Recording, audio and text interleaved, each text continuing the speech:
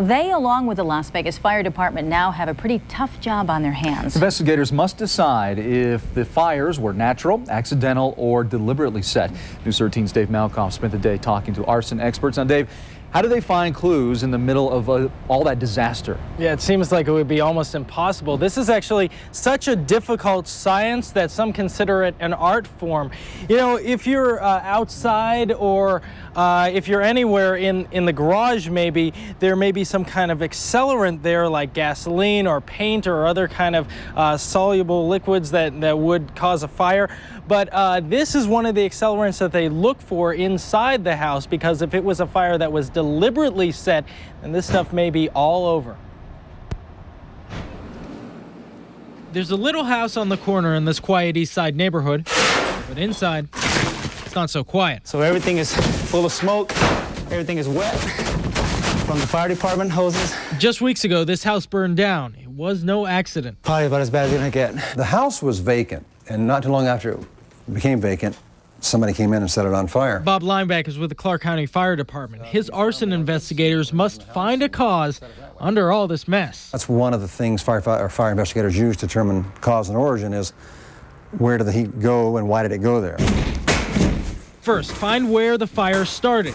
Second, find what caused it to start. Is it hard looking for the cause of a fire when it's so dark in a building like this? Well, fire investigators investigate when there's a certain amount of destruction or damage anyway, so that's part of the challenge, certainly. There's several challenging questions. Why did it move that rapidly? Why did it move that slowly? Most fires burn at about 2,500 to 3,000 degrees. Anything hotter than that could mean that someone or something helped this fire burn. It wouldn't surprise me if they put some kind of flammable liquid here and lit it there and it caused this damage here. Things like stucco and sheetrock usually don't burn. Neither does the bathroom. You don't normally get a fire in your sink, so maybe somebody put something in the sink and set it on fire. In this house, there are just too many points of origin for it to be natural. Arson dogs can also sniff out flammable liquid anywhere in the house. So, final answer to this mystery? Essentially, they put flammable liquids in different rooms and lit it up. So that house fire was an arson fire, but it happened so recently, they actually haven't arrested anybody yet. So, Sean, this is still an ongoing investigation. They say that it's cheaper to just reduce the house to studs like they were doing today than to just tear it all apart and restart from the beginning. Now, Dave, quick question. We know that dogs are trained actually to smell those accelerants, but are they able to tell from one liquid to another?